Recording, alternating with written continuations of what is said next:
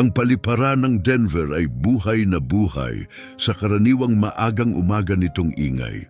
Ang mga biyahero ay mahigpit na hawak ang kanilang mamahaling latte, nagbabasa ng kanilang mga telepono o nagmamadaling sumundo sa kanilang mga flight bago ang huling tawag sa board.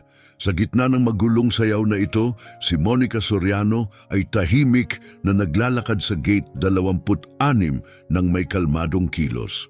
Mahigpit niyang hawak ang kanyang ticket, may backpack na nakasabit sa isang balikat. Sa paningin ng sinuman, si Monica ay parang isa lang sa mga pasahero, isa sa daan-daang patungo sa ibang lugar. Walang bagay sa kanyang itsura na nagpapahiwatig ng kakaiba. Ngunit sa likod ng kanyang kalmadong mukha ay isang kwento na walang sino man sa eroplano ang makapaniwala. Sumakay siya sa Flight 982 papuntang Seattle, naglakad sa aisle at umupo sa seat 17A sa tabi ng bintana. Habang siya ay nagpapahinga, ang kanyang mga mata ay sumusunod sa kislap ng araw sa tarmac. Nakabitin ang seatbelt, nakaayos ang tray table at ang telepono ay nakapirmi sa airplane mode. Lahat ay sumusunod sa karaniwang takbo ng isang flight.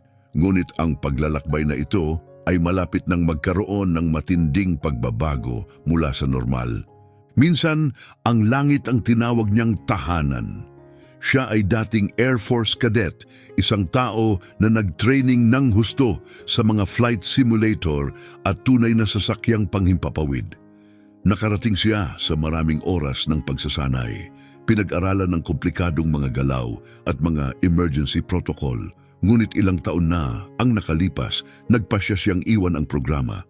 Maraming dahilan: pagkapagod, pagkadismaya sa militar na mga red tape at isang malalim na pagnanais na magkaroon ng buhay na mas nakahimlay sa lupa. Halos 6 na taon na mula nang huli niyang hawakan ang mga kontrol ng eroplano. Ang nakaraan ay tila isang panaginip na kumupas, parang nangyari sa ibang tao. Habang umuugong ang mga makina at tumataas ang eroplano, inilagay ni Monica ang kanyang ulo pabalik at ipinikit ang mga mata. May panahon na ang paglipad ay parang likas na ugali sa kanya. Ngayon, mas gusto niyang maging pasahero na lang, walang agarang desisyon na kailangang gawin, walang panganib, walang pressure, o ganun ang akala niya. Mga 2 oras na ang lumipas sa flight nang magsimulang yumanig ang kabin. Sa una, banayad lang, yung tipong nanginginig ang mga inumin at pinipisil ng mga pasahero ang kanilang armrest ng mahigpit. Naglalakad ang mga flight attendant sa aisle, may mga ngiting pampakalma at hinihiling na manatili ang lahat sa kanilang upuan. Tumingala si Monica, alerto pero kalmado pa rin.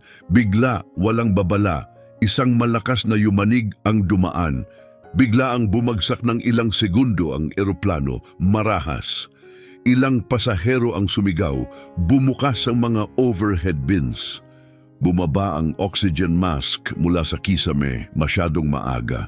Tumayo si Monica ng tuwid. Lahat ng instincts niya ay nakaalerto. Pagkatapos ay narinig ang boses ng kapitan sa intercom. Mga Ginoo at ginang, nakararanas tayo ng hindi inaasahang turbulence, mangyaring manatiling kalmado. Ngunit ang kanyang boses ay hindi kapanatag, halatang kinakabahan siya, hindi tiyak. Kinala ni Monica ang armrest ng mahigpit. Hindi ito karaniwang turbulence. Naramdaman niya ang isang mas malalim, isang mekanikal na problema. Iba ang vibration sa fuselage. Nagbago ang tono ng makina, may isang matinis na tunog na hindi dapat naroroon. Sinilip niya ang kabin, ang mga flight attendant ay bulong-bulungan ng kinakabahan. Isa sa kanila ay sobrang higpit na hawak ang intercom panel. Bigla, isang malakas na putok ang umalingaw-ngaw sa eroplano. Matinding pag-tilt sa kaliwa, tapos sa kanan. Pumintig ang puso ni Monica. Ngayon, lahat ng oxygen mask ay bumaba na. Napuno ang cabin ng mga takot na tinig, sigaw at iyak ng mga sanggol. Isang matandang lalaki ang humawak ng dibdib at kumurap ang mga ilaw sa kabin. Sa isang bahagi sa unahan, tahimik na tumutunog ang mga alarma mula sa cockpit. Hindi sumigaw si Monica, hindi siya natulala, nag-shift ang isip niya sa isang lumang mode, isang mode na hindi niya nagamit ng maraming taon. Nagsimulang magbilang si Monica, tinimbang niya ang pagitan ng mga pagyanig, inobserbahan ng anggulo ng pagbaba. Hindi ito free fall, masama oo, pero baka kontrolado pa rin. Marahil, tumingin siya papunta sa cockpit, sarado pa rin ang pinto, walang lumabas. Isang flight attendant ang dumaan, sinusubukang pakalmahin ang mga natatarantang pasahero. Inabot ni Monica ang kanyang braso para patatagin. Anong nangyayari? Tanong niya. Nagatubili ang babae, nanginginig ang boses. Nagde-declare sila ng level 3 malfunction, bulong nito. Isa sa mga makina ay patay. Sinusubukan nilang i-restart ang mga sistema. Tumayo si Monica. Sinubukan siyang pigilan ng attendant pero itinaas niya ang kamay. Sertipikadong piloto ako, nagsanay sa Air Force. Kung kailangan nila ng tulong, pwede akong makatulong. Tumingin ng mabuti ang attendant kay Monica, totoong tiningnan. At sa sandaling iyon, nakita niya ang isang bagay, hindi takot, hindi kayabangan, isang bagay pa. Determinado, tumango siya. Ipapaalam ko sa kanila. Umupo si Monica muli, tumitibok ang puso niya ng mabilis. Ilang taon na ang nakalipas mula nang huli siyang pumasok sa cockpit. Kaya ba niyang gawin ito ulit, lalo na sa ganitong sitwasyon? Halos walang oras para mag-isip. Sandali lang, bumalik ang attendant. Hindi na tumutugon ang co-pilot, gusto ka ng kapitan sa harap. Lahat ng pinagdaanan ni Monica, ang bawat drill, bawat desisyon, bawat gabi na walang tulog sa pagdududa sa sarili, ay nagdala sa kanya rito. Hindi niya ito hiniling, hindi niya ito inaasahan, pero narito na. Tumayo siya mula sa kanyang upuan, nakakagulat na matatag. Hakbang-hakbang dumaan siya sa makipot na aisle, lampas sa mga umiiyak na sanggol, lampas sa nanginginig na mga kamay, lampas sa malalawak na takot na mga mata at kumikislap na mga ilaw. Paglapit niya sa cockpit, isang ideya ang kumontrol sa isip niya. Hindi ako pumunta rito para lumipad, pero baka dito talaga ako nararapat. At pagkatapos, bumukas ang pinto ng cockpit. Amoy na sunog na mga wire at pawis ang cockpit. Ang mga warning light sa ibabaw na panel ay kumikislap, mga maliwanag na pulang tuldok na kumikindat sa magulo at tensyon, parang sirang mga parol sa Pasko. Nang pumasok si Monica, tumingin si Captain Santos. Maputla ang mukha niya, malalaki ang mga mata dahil sa stress. Basa ang kanyang kulay abo na buhok dahil sa pagod. Pasahero ka ba? Mahinang tanong niya, pilit ang boses. Monica Soriano, sagot niya ng walang patid. Dating Air Force Cadet, Certified Flight Instructor. Tinawag ninyo ako. Mabilis na tumango ang kapitan at nagturo sa upuan ng co-pilot. Nakahiga itong lalaki, walang malay, nakaluhod sa isang gilid, naka-oxygen mask, pero malinaw na hindi ito nakatutulong. Kusang yumuko si Monica para suriin, mahina ang kanyang pulso at mababaw ang paghinga. Malamang nawala ng malay dahil sa pagkawala ng presyon. Hindi nag-aksaya ng oras, umupo siya sa upuan nito. Nawalan tayo ng kaliwang makina, mabilis na sabi ni Captain Santos. Ang kanan naman ay umiinit, nawalan na ng autopilot. Hindi matatag ang mga nav system, dagdag niya habang pinupunasan ang pawis sa noo. Mga 28 minuto na lang tayo papuntang Seattle, pero hindi tayo makakarating. Nawalan na rin tayo ng TCS contact. Pinagmasdan ni Monica ang mga control. Bumalik agad ang kanyang training, parang instinct. Hindi man ito ang eroplano na dati niyang nilipad, pero pareho pa rin ang mga prinsipyo. Lift, thrust, drag, gravity. At manatiling kalmado. Sige, sabi niya, isinusuot ang headset. Kunin natin ang control. Matigas ang control column sa ilalim ng kanyang mga kamay. Mano-mano niyang inayos ang trim. at ipinasa ang power sa emergency systems. Nag-flicker ang artificial horizon ng hindi matatag, pero unti-unti itong naging maayos para maitama niya ang pitch ng eroplano. Dahan-dahan, inalis nila ni Kapitan ang matinding pagbagsak ng sasakyang panghimpapawid. Sa ibaba ay nakalatag ang nakakatakot na tanawin, mga mabatong bundok na may niyebe, mga puno ng pine na tila mga sipilyo sa isang walang katapusang brush. Walang puwang para lumapag doon at wala silang sapat na lakas ng makina para umakyat. Kailangan ko ng terrain maps, mabilis niyang sabi. Inabot ni Captain Santos ang backup tablet na may offline topographic data. Mabilis na inaral ni Monica ang mga mapa hanggang makita niya ang isang lugar. Nandyan, itinuturo niya, Mackenzie Ridge. Lumang landing strip mula pa noong Cold War. Hindi ito nasa mga modernong chart, pero pasok ito sa glide radius natin. Hindi perpekto, maikli at magaspang, pero may pag-asa. Tumingin ang kapitan sa kanya gulat na gulat. Sigurado ka ba? Hindi, sagot niya, pero alam kong lumalabas na tayo sa airspace. Ito ang pinakamagandang chance natin. Manumanong binago nila ang kurso, dahan-dahang inayos. Nagpadala si Monica ng simpleng emergency ping sa backup comm system. Maikli lang, pero sapat para mag-alerto sa search and rescue teams. Walang oras para sa detalye, lokasyon lang. Sa cabin, nagsimulang humupa ang takot at pumasok ang kakaibang katahimikan. Tahimik na gumagalaw ang mga flight attendant, nagbibigay ng maiikling update. May dagdag na suporta sa cockpit, sabi nila ng mahina. Walang nagsabi na pasahero ang suportang iyon. Sa unahan napatingin si Monica sa altimeter. Kailangan nating pabagalin ang pagbaba, sabi niya. Mabilis tayo bumababa. Susubukan ko ang flaps, alok ni Santos. Hindi pwede, umiling siya. Patay ang hydraulics, manumano tayo. Magkasama nilang nire-route ang power sa stabilizers.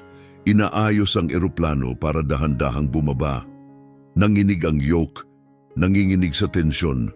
Nagsounding ang warning, papalapit sa stall speed. Dahan-dahan inayos ni Monica ang kontrol, balanseng panganib at kontrol. Palapit ng palapit ang mga puno. Lumilipad sila sa ibabaw lang ng mga treetops, halos madikit sa gilid ng kaligtasan. Sa unahan, kumikislap ang maliliit na ilaw sa dilim, maliit, kalat-kalat na liwanag sa bakanteng lugar. Mga volunteer fire crew mula sa malapit na baryo ang nagmadaling pumunta sa lumang landing strip matapos matanggap ang distress signal. Gumamit sila ng ilaw mula sa mga sasakyan, flashlight, kahit ano para gumabay. Hindi ito sapat pero sapat na. Tumingin ang kapitan kay Monica, ikaw na ba ang magdalanding? Umiiling siya. Hindi ka pa handa, ako na. Nag-atubili siya tumitig kay Monica pagkatapos ay dahan-dahang bumitaw sa controls. Iniabot niya ang eroplano na may bigat na 170 tonelada sa babaeng 2 oras lang ang nakalipas ay tahimik na pasahero na umiinom ng kape sa coach. Ngayon, mahigpit na hawak ni Monica ang yoke gamit ang 2 kamay. Tense ang mga balikat pero matatag ang hininga.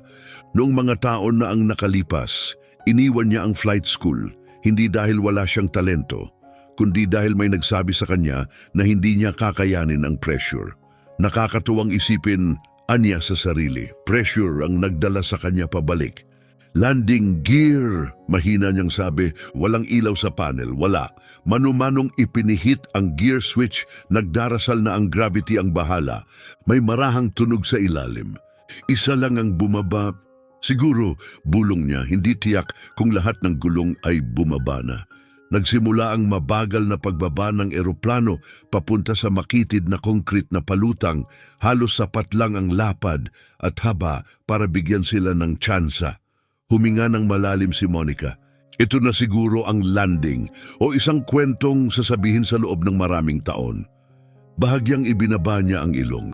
Dumaan ang mga ulap, naging malinaw ang himpapawid. Nakalatag ang Cascade Mountains. Sa ilalim nila, isang mabagsik at malamig na tanawin ng mga taluktok at bangin. At sa malayo, Maliit pa rin sa windshield ay ang nakalimutang Mackenzie Ridge Airstrip. 10 milya na lang, lumapit siya, kinwenta ang lahat sa isip, ang gulo ng pagbaba, bilis ng hangin, distansya ng glide. Bawat segundo ay mahalaga, bawat numero ay kailangang tama. Nag-ikot ang makina muli, isa na lang ang natira, halos hindi na tumatakbo, parang uubo na susuko na. Inayos niya ang throttle, maingat, kung sobra, mawawala ang konting lakas na natitira. Walang sinabi si Monica o ang kapitan. Walang natirang salita. Sa kabin, natulala ang mga pasahero. Ang iba ay bulong na nanalangin. Ang iba ay magkahawak kamay. Karamihan ay mahigpit na humawak sa armrest at naghihintay, nagtitiwala sa kapalaran sa isang estranghero na hindi nila alam na siya pala ang may kontrol. May mga pasaherong bulong-bulong na nanalangin. Ang iba ay tahimik na umiiyak. May ilan namang nakatitig lang sa mga bintana, pinapanood ang mga dahon ng puno na nagiging malabo sa ilalim nila. Marahil naniniwala na ito na ang huling tanawin nila sa mundo. Wala sa kanila ang nakakaalam na ang babaeng ngayon ang kumukontrol sa eroplano ay minsang tumalikod sa paglipad. Noon, sinabihan siya ng mga instruktor na masyado siyang emosyonal para manguna sa isang tunay na krisis. Pero ngayon, ang emosyon na iyon ang nagbibigay sa kanya ng lakas. Sa cockpit, tumutulo ang pawis sa mukha ni Captain Santos habang pilit niyang tinututukan ang mga kontrol. Masyadong matarik ang pagbaba, ang sabi niya ng mahina. Alam ko, sagot ni Monica ng kalmado. Walang oras para sa dahan-dahang pagliko, diretso tayo pababa ng mabilis. Hindi para sa eroplano nitong klase ang landing strip na yan. Ito ay isang lumang military runway na nakakalimutan na ginawa dekada na ang nakakaraan para sa maliliit na sasakyang pangtransportasyon. May mga bitak sa pavement, damo sa gilid, walang modernong sistema ng landing. Isang malakas na hangin o maliit na pagkakamali lang at lalampasan nila ang landing strip o mas masama pa. Huminga ng malalim si Monica, mahigpit ang hawak niya sa yoke, maputla ang mga kuko, ngunit hindi nanginginig ang mga kamay. Bahagyang itinulak niya pataas ang ilong ng eroplano na para bang bumibili ng ilang mahahalagang segundo. Pagkatapos ay inabot niya ang manual gear controls. Bumaba na ang mga gulong pero dahil patay ang hydraulics, walang kasiguraduhan kung nakalock na ba ang mga ito. Kailangan kong makita ang gear, sabi niya. Pinindot ni Captain Santos ang backup inspection cam. Kumiliti ang video feed, isang magaspang at itimputing larawan na puno ng static. Isang gear ang bumaba, sabi niya. Ang iba, mahirap sabihin. Maglalanding tayo kahit ano paman, tugon ni Monica. 3 milya ang layo, lumitaw ang emergency landing strip. Nakatambay ang mga rescue crew sa gilid. Kumukutitap ang pulang ilaw, mga truck na nakapark, mga ilaw ng sasakyan na nagbubuga ng liwanag sa pavement. Nakatingin ang mga sibilyan sa likod ng mga linya ng pulis. Malalaki ang mga mata habang pinapanood ang malaking jet na bumababa patungo sa kanilang liblib na bayan na parang panaginip.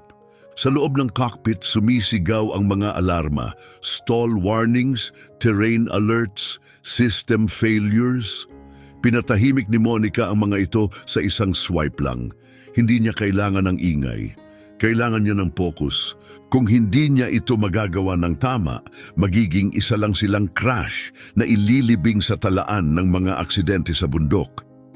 Inabot ni Captain Santos ang controls. Sayo na, mahina niyang sabi. Nakuha ko na, sagot ni Monica ng matatag. Bumitaw siya, umupo ng nakahilig. Sa higit 2 dekada niyang paglilipad, hindi pa niya nakita ang sinumang, lalo na isang sibilyan na kumukontrol ng may ganitong katahimikan at autoridad. Hindi siya nakipagtalo. Tiwala siya sa kanya. Pinatnubayan ni Monica ang eroplano. Isang kamay ang nag-adjust sa throttle, ang isa naman ay manumanong nag-flare ng mga pakpak para sa pagbaba. Dahan-dahang lumiko ang eroplano, perpektong naka-align sa maikling concrete strip sa unahan. Nanginginig ang tail rudder, nag-ikot ang huling makina ng isang beses pagkatapos ay tuluyang huminto. Wala nang lakas, lumulutang na sila. Galing na, bulong niya sa eroplano, sa sarili, sa kahit na sino mang nakikinig. Konting segundo na lang, papalapit na ang lupa. Unang tumama ang mga gulong sa harap, malakas. Isang matinding dampi ang umalingaw-ngaw sa buong eroplano. Sumunod ang mga gulong sa likuran, umaalingaw-ngaw ang tunog ng metal. Nagliyab ang mga sparks sa ilalim ng fuselage, malakas ang pag-uga ng landing gear. Napunit ang mga gulong dahil sa lakas. Tumalon ang eroplano, isang beses pagkatapos muli bago tuluyang humawak sa landing strip ng sapat ang friction. Hinila ni Monica ng buong lakas ang manual brakes. Sumigaw ang jet sa ibabaw ng pavement. Sumabog ang usok mula sa likuran. Sa loob ng cabin, natagiliran ang mga tao. Ang mga oxygen mask ay umiikot ng malaya. Bumaha ang mga sigaw. Nag-slide ang eroplano ng halos 500 talampakan at huminto ng matindi 40 talampakan bago bumangga sa pader ng mga puno sa dulo ng landing strip. Katahimikan, ilang segundo, walang gumalaw, walang nagsalita. Pagkatapos, mula sa likod ng cabin, isang bata ang bumulong, "Landed na ba tayo?" Nabasag ng maliit na tinig ang tensyon at sumabog ang saya, palakpakan, iyak, tawa. May nagyakapan.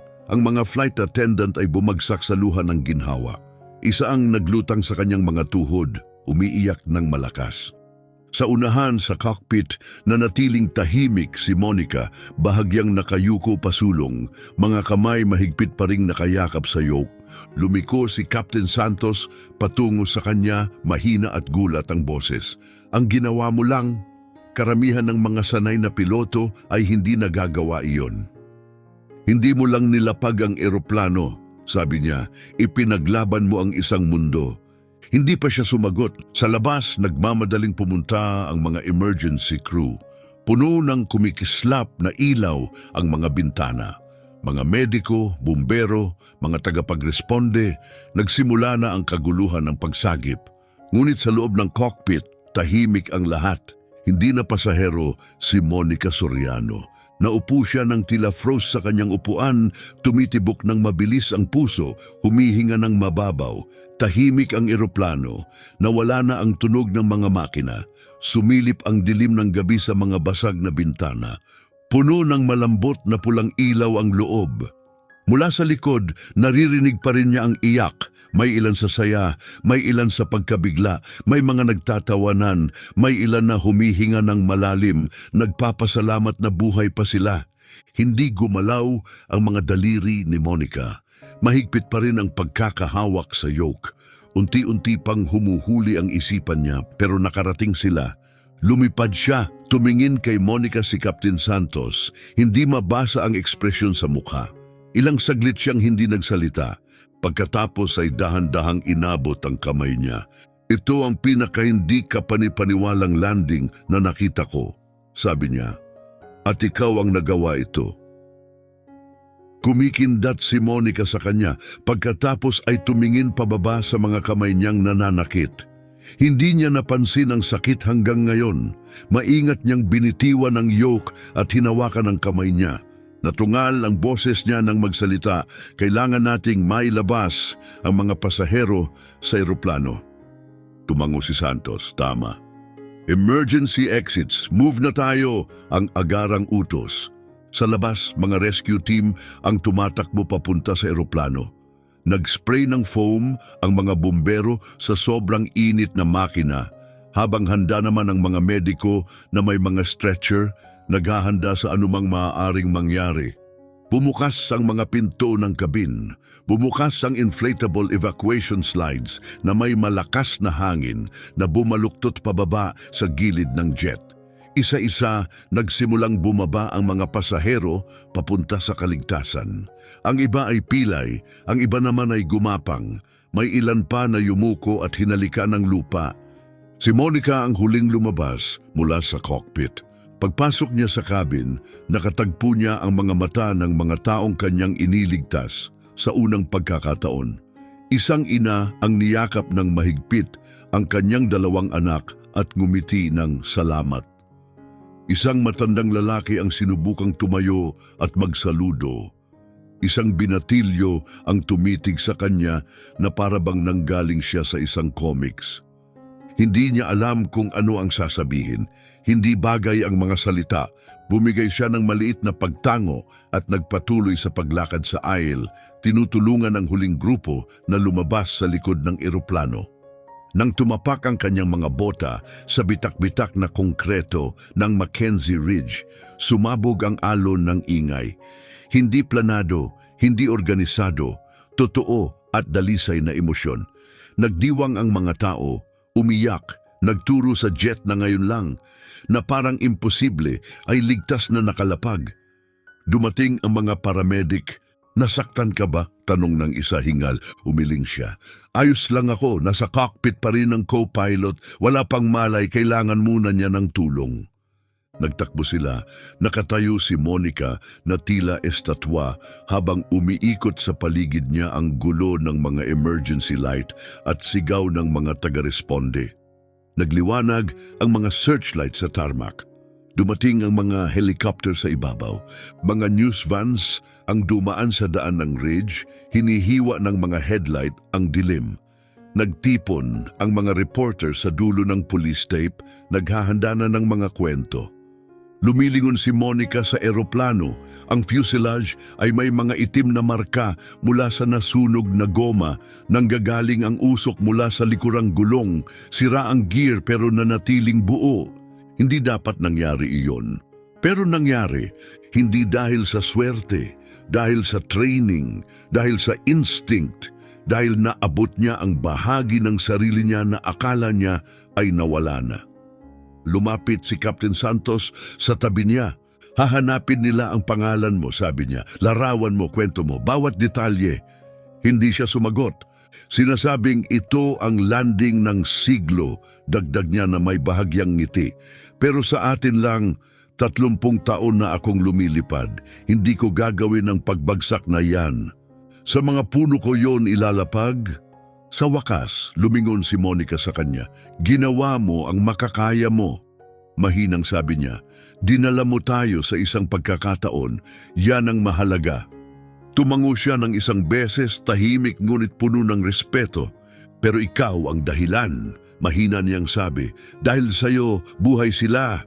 Nagsisimula ng magtipon ng mga photographer. Lumapit ang isang reporter na may mikropono.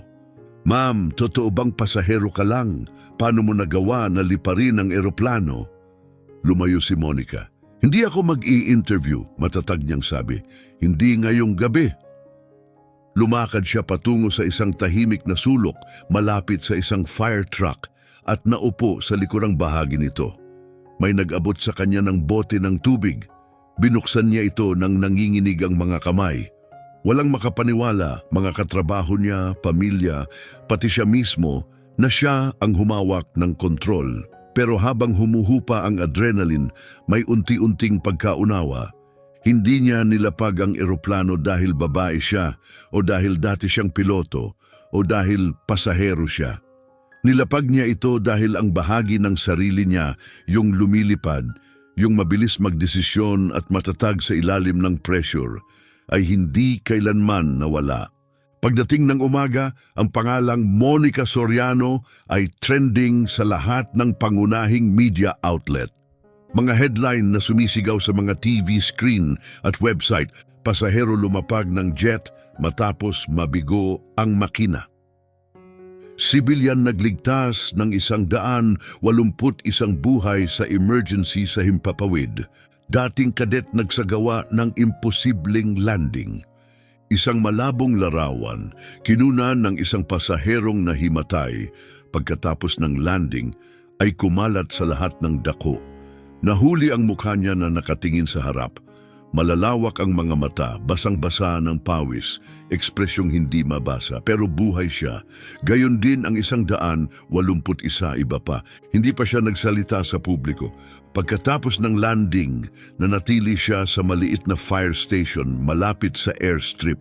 Natutulog sa manipis na kama, hindi pinapansin ang patuloy na pagring ng kanyang telepono. Mga reporter, mga opisyal ng militar, maging isang producer mula Hollywood, walang sinagot. Bago sumikat ang araw, may kumatok sa pinto ng estasyon. Si Captain Santos iyon. May press conference sa Eugene, sabi niya. Ang FAA, airline, pati ang gobernador, gusto nilang kilalanin ang ginawa mo. Dinilat ni Monica ang kanyang mga mata. Hindi ko ginawa ito para sa papuri. Alam ko, sagot niya, kaya nga nararapat ito sa'yo. Nag-alinlangan siya tapos tumango. May utang siya sa mga pasahero. Habang bumababa sila sa daan ng bundok sa itim na SUV, nililinis ng mga pulis ang daraanan, tumitig si Monica sa bintana sa sumisikat na araw. Nagbago ang mundo magdamag. Hindi pa niya natawagan ang kanyang mga magulang. Marahil nanonood sila ng balita, nagugulat tulad ng lahat. Ang press conference ay mabilis.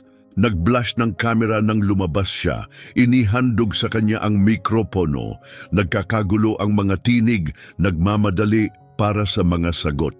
Si Captain Santos ang unang nagsalita, pinupuri ang kanyang kalmadong pag-iisip, mga desisyon at katapangan. Tapos siya naman ang umakyat, tumayo si Monica sa podium. Tiningnan ang dagat ng mga ilaw at lente, bawat mata nakatuon sa kanya. Huminga siya. Pasahero lang ako, simula niya malinaw ang boses. Pero isang sinanay na piloto rin ako. Ilang taon na ang nakalipas, iniwan ko ang aviation dahil sinabi ng iba na hindi ako handa sa pressure, hindi ko kakayanin ang krisis. Huminto siya saglit. Ngayon, ito nga ang krisis. Nagbulong-bulong ang mga tao. Mabibilis ang pagsusulat ng mga reporter. Nagpatuloy si Monica.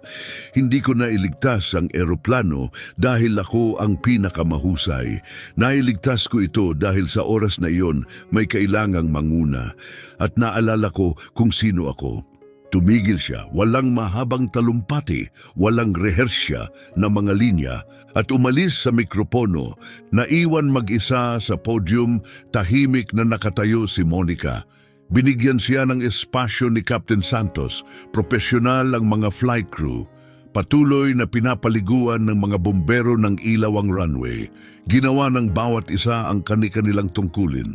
Ngunit oo, lumipad si Monica ng eroplano. Siya ang nagland ng eroplano, hindi para sa kaluwalhatian, hindi para sa mga headline.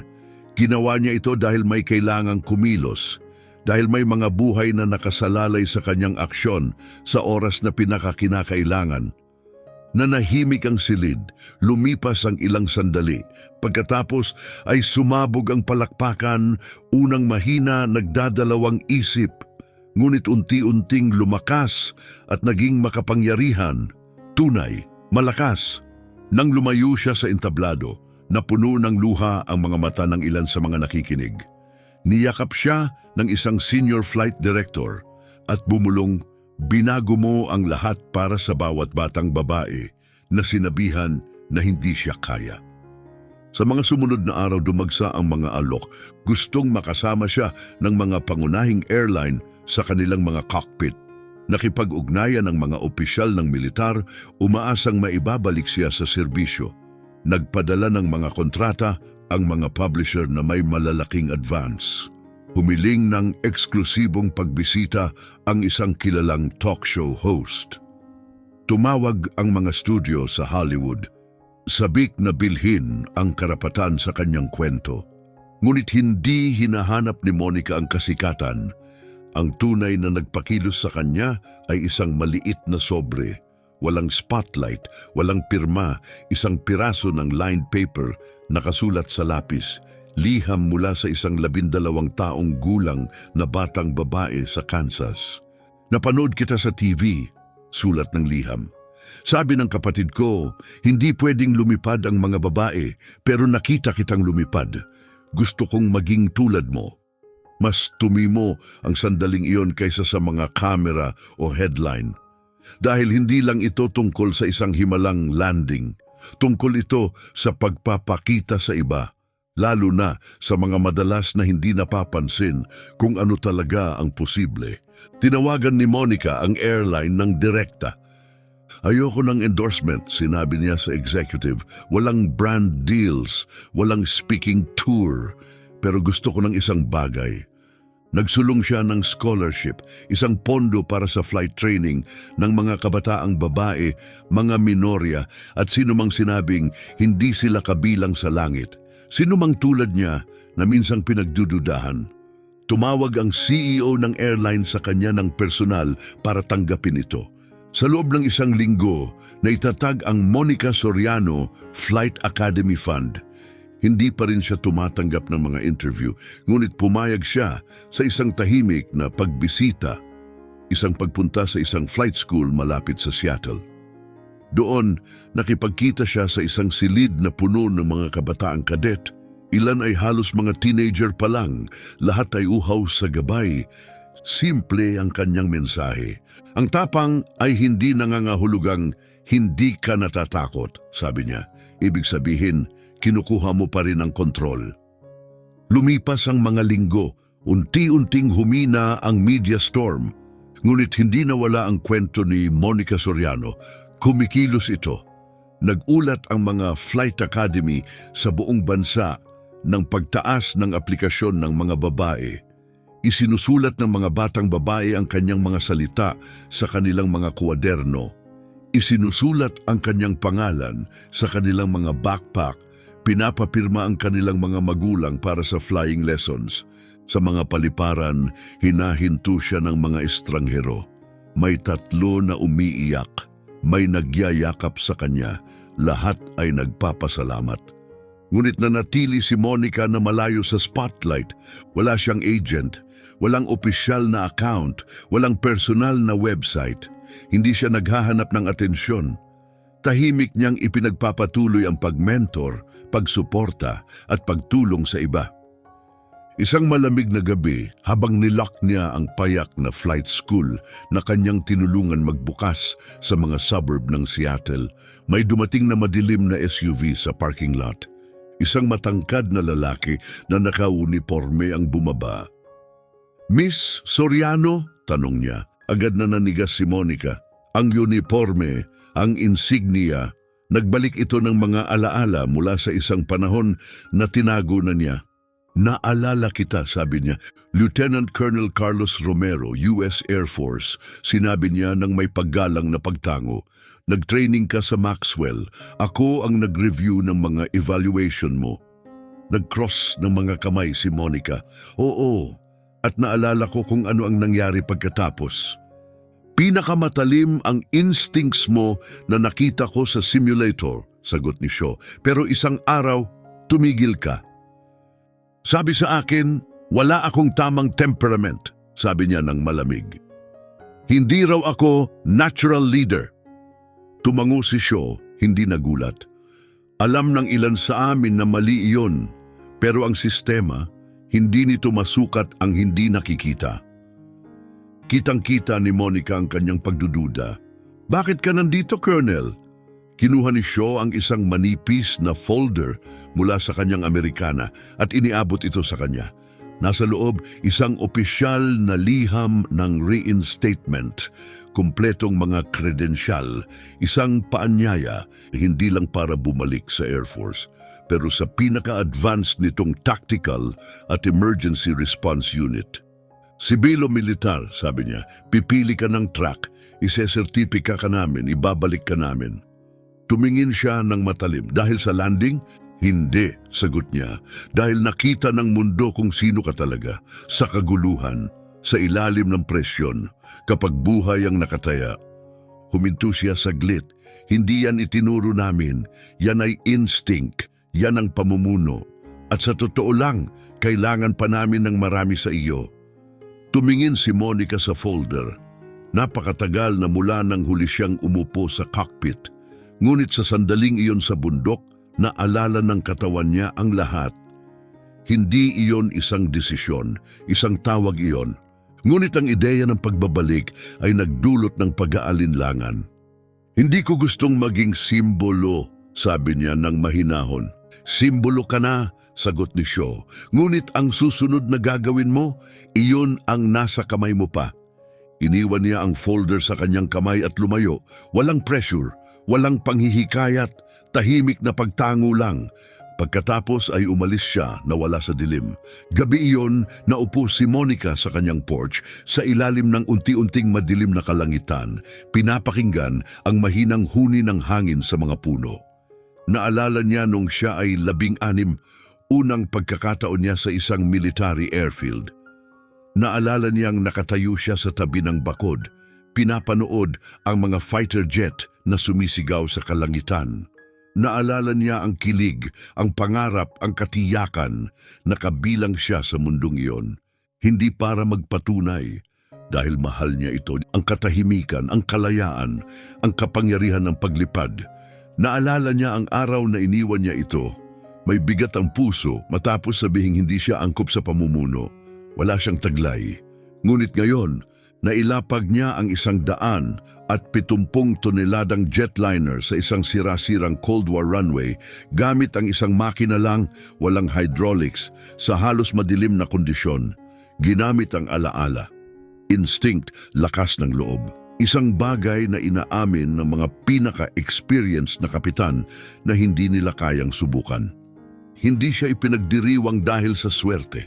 Ipinagdiriwang siya dahil sa oras na pinaka-importante. Lumipad siya.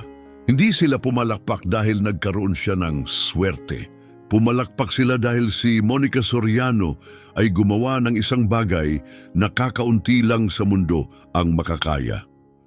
Pagdating ng gabing iyon, tahimik siyang naupo at muling binuksan ang folder na ibinigay sa kanya ni Shaw.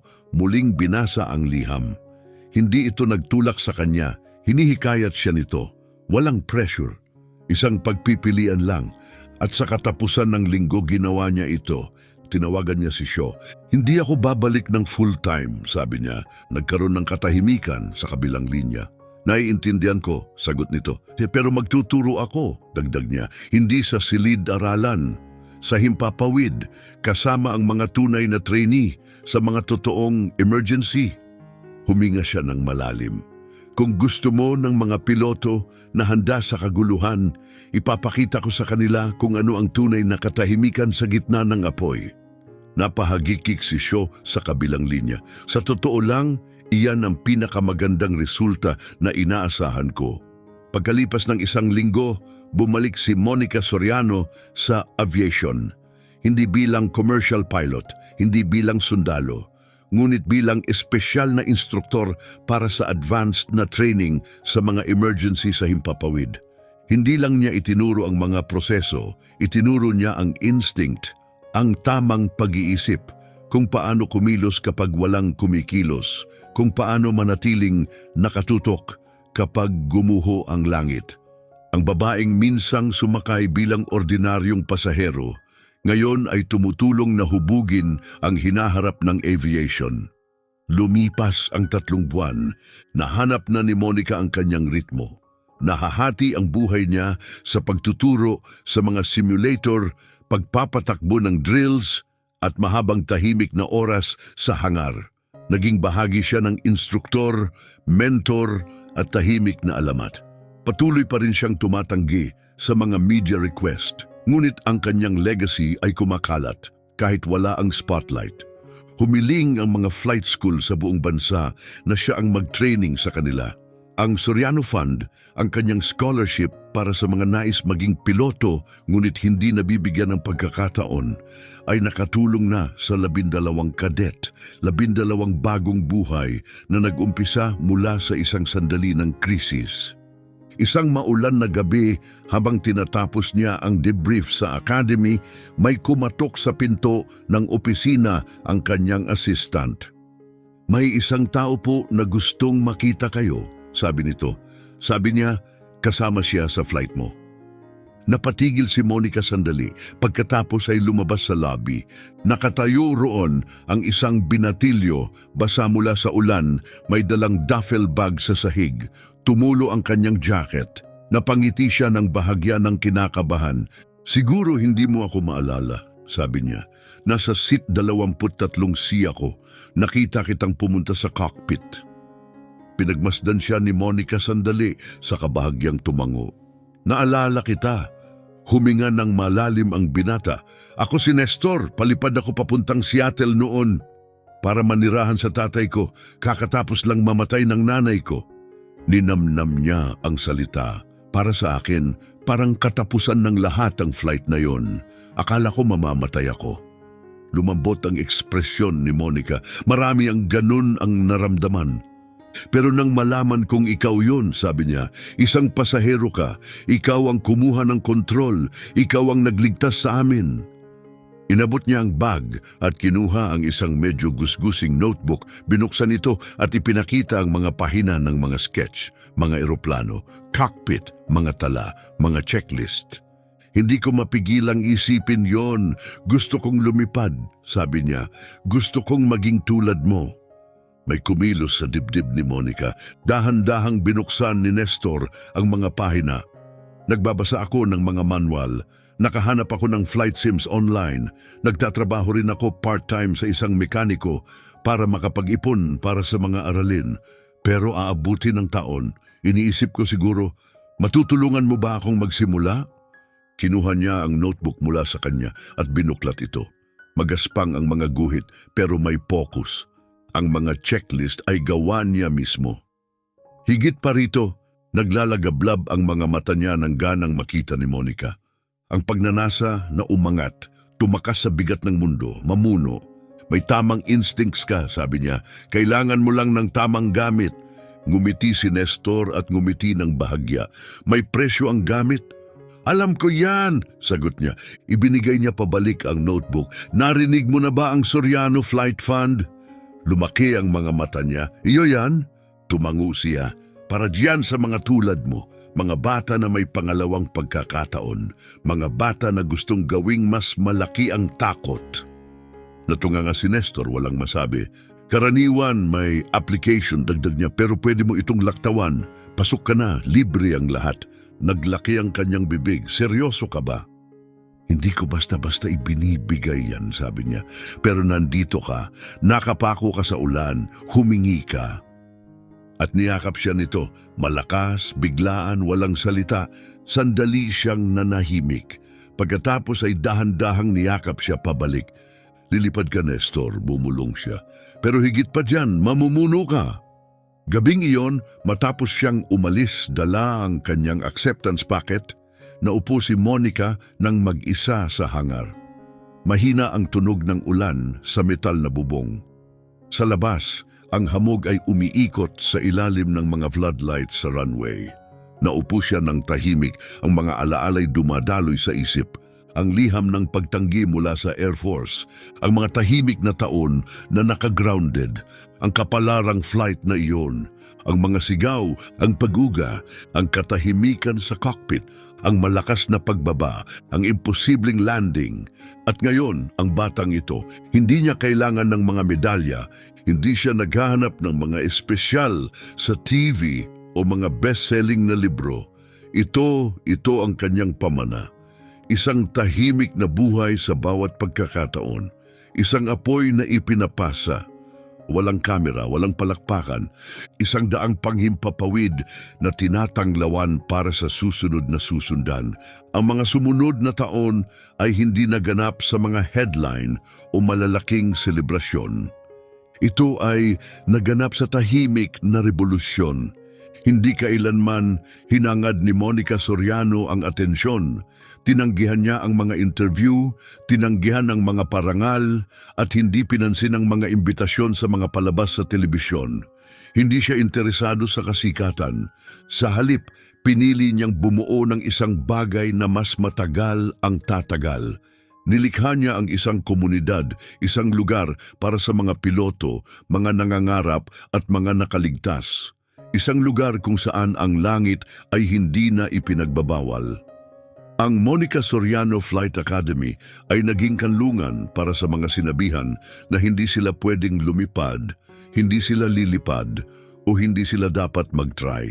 At isa sa mga unang nagtapos ay si Nestor.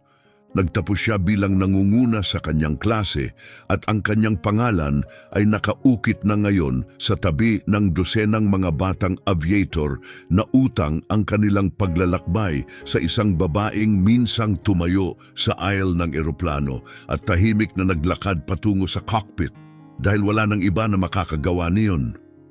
Sa pamamagitan ng Soriano Fund, ang mga pinto na dati ay nakasara ng mahigpit ay malayang bumukas. Mga babaeng dati hindi pinapansin, mga minoryang dati ay hindi binibigyan ng halaga, mga underdog na sinabihan na babaan ang kanilang mga pangarap. Lahat sila ay nagkaroon ng mga pakpak. At si Monica muli siyang lumipad, hindi bilang isang pasahero, hindi bilang isang tumatakbo palayo sa kanyang nakaraan, kundi bilang isang leader, may lakas, kapayapaan at tiyak na layunin.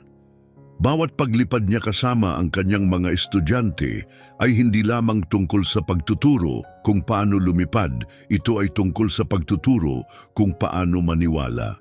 Ipinakita niya sa kanila kung paano pagkatiwalaan ang kanilang instinct, kung paano dalhin ang takot nang hindi ito nagpapabigat, at kung paano manatiling matatag kapag gumuho ang langit.